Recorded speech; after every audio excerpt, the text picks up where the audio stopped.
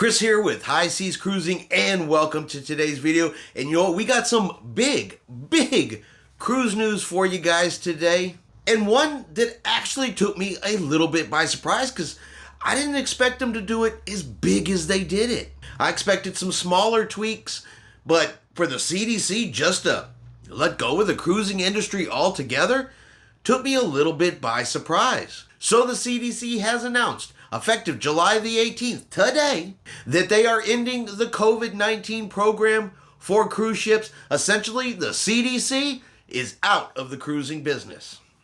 And instead, the CDC is going to be providing general guidance and help just like they do to all of the travel industry and all industries that they help with. But there's essentially no more specific cruise rules from the CDC.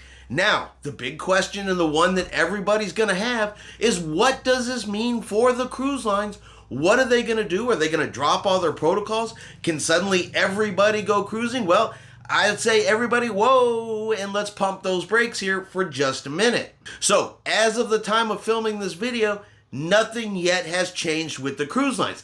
Now, the cruise lines now have the options to set their own health and safety protocols as they see fit, with the exception of they still are going to have to consider the locations that they travel to. So yes, they may not have to pre-cruise test in order to sail from the United States as a requirement from here, but let's say a destination that they go to may still require it. Okay, a destination that they visit may still require a vaccine. So these are factors that will have to be considered in what the cruise lines do. So that's just something to keep in your mind, that just because the CDC has stepped away and the cruise lines now have the ability to make their own health and safety protocols doesn't mean that the requirements from the cruise ports that they visit are going to be changing anytime soon. I know the cruise line says they are working with different cruise ports, the places they go, the places they visit, in order to at least see if they can get some ease in the health and safety protocols. Some things changed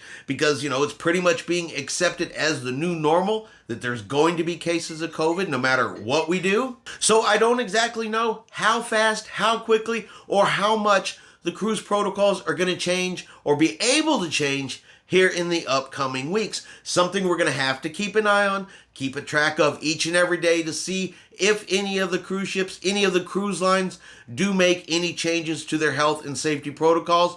But hey, this is another step forward. Now the CDC is out of the way. The CDC has been in the cruising business for years now, ever since the beginning of the pandemic, and essentially they're out now. So yeah, we definitely could see changes. We may see changes. We could see changes as early as, tomorrow. Don't actually know. Okay? Like I said, I think a lot of it is going to depend on what the requirements are for the ports that they visit. I think now will play the biggest part in what the cruise lines do, and honestly, how much the cruise lines themselves want to change some of the health and safety protocols on board.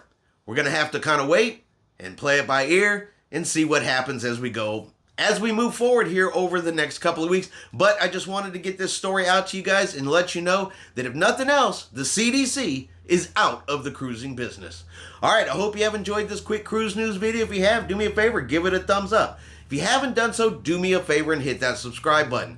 It is free to do so, helps our channel grow, and like always, we'll let you know anytime a new cruise video comes out. Hope everyone out there has a really great day. And like always, we will see you out on the high seas.